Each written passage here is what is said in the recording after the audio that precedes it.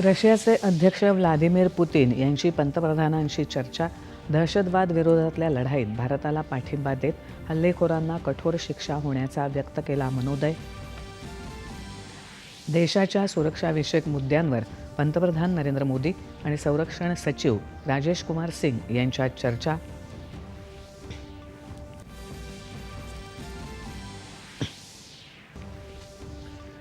जम्मू काश्मीरमध्ये सीमेवर सलग 11व्या दिवशी पाकिस्तानी सैनिकांकडून शस्त्रसंधीचं उल्लंघन.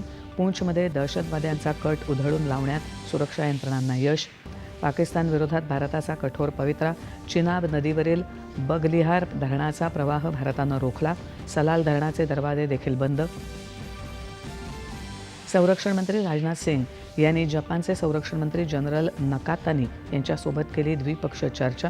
दहशतवादाविरोधात सहकार्यावर दोन्ही देशांची सहमती. संयुक्त राष्ट्र सुरक्षा परिषदेत आज भारत आणि पाकिस्तानमधल्या वाढत्या तणावासंदर्भात बैठक.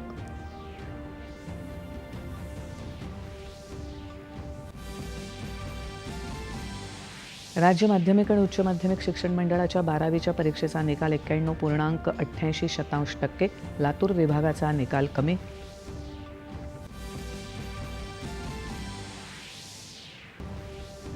अधिकारी कर्मचाऱ्यांच्या कौशल्य विकासासाठी टेक वारी महाराष्ट्र टेक लर्निंग वीक या उपक्रमाचं उपमुख्यमंत्री अजित पवार यांच्या हस्ते उद्घाटन. ICC क्रिकेट क्रमवारीत एकदिवसीय आणि T20 सामन्यात भारत अव्वल स्थानी कायम. कसोटीत मात्र भारतीय संघाची 4थ्या स्थानी घसरण.